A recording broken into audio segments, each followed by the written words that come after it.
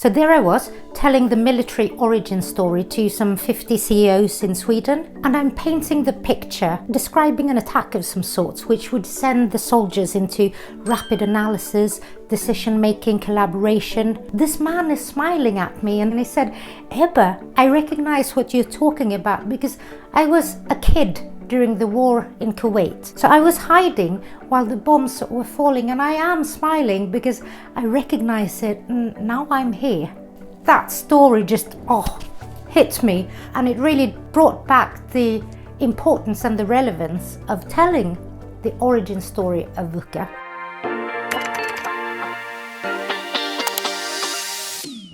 I'm Ebba. For 30 years I've been helping entrepreneurs, leaders, students develop their self-leading and leadership skills, especially for those contexts and challenges that are VUCA. Today I'm going to give you the military origin story of VUCA, and at the end of this episode I'm going to tell you about a key practice that I think we can all do every day, especially in conditions of VUCA. To really describe and get a feel for it, let's go back to its origin. In the 1990s, so following 9/11 and during the desert wars of Kuwait, Iraq and Afghanistan, the international and rising terrorism, that reality meant that warfare itself was changing. The context of the war was changing. So that required new words and new concepts. And as a response, the US Army College devised VUCA, a framework for understanding and leading strategic challenges in new contexts. So with this new, unforeseen, erratic type of warfare, soldiers and their commanders needed to be trained in different ways, in complementary ways. So obviously they would have to handle weapons, machinery, vehicles, but they also had to be trained in collaboration, in real-time analysis. They'd have to work with each other.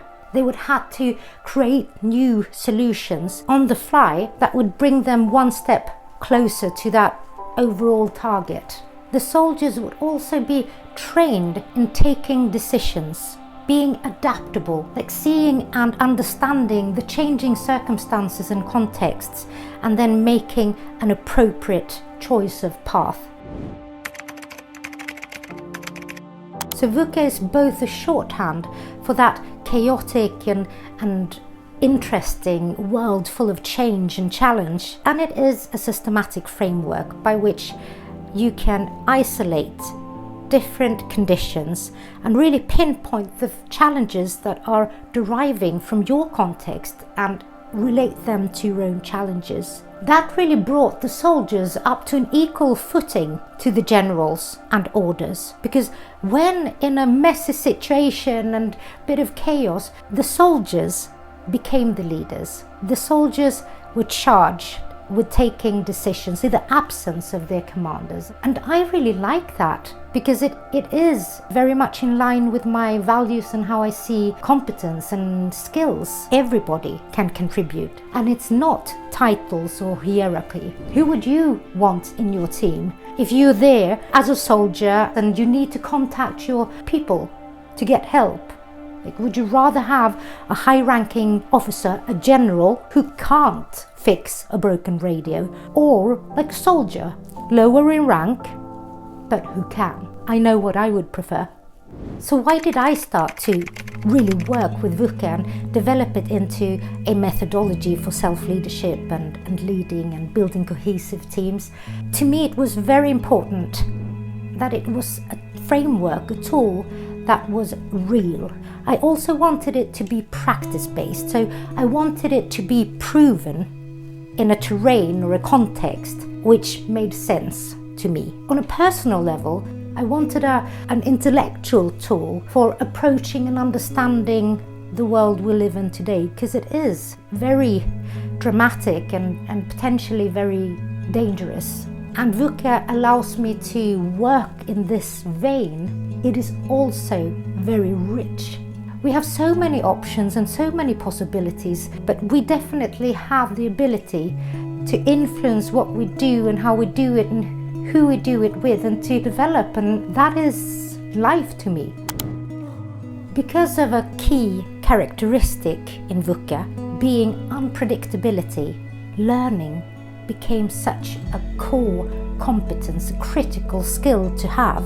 Of course we can do that sort of subconsciously, and I think we always are learning. But that systematic learning process, which I studied in my research, that is all about fearless learning, I would say. It looked so wonderful in a way, seeing those photos of soldiers and commanders coming together. At the end of the day, they're all coming together in this meeting called an after-action review, where they systematically go through key events and assess their actions, decisions, responses, and if they were not only performing well, but if they were also prepared, flexible, collaborating, communicating. That's the jewel in the crown, learning. It is really, really true in our context as well, in this very, very VUCA world, chaotic and rapidly changing world. If we're not learning, then we're falling behind.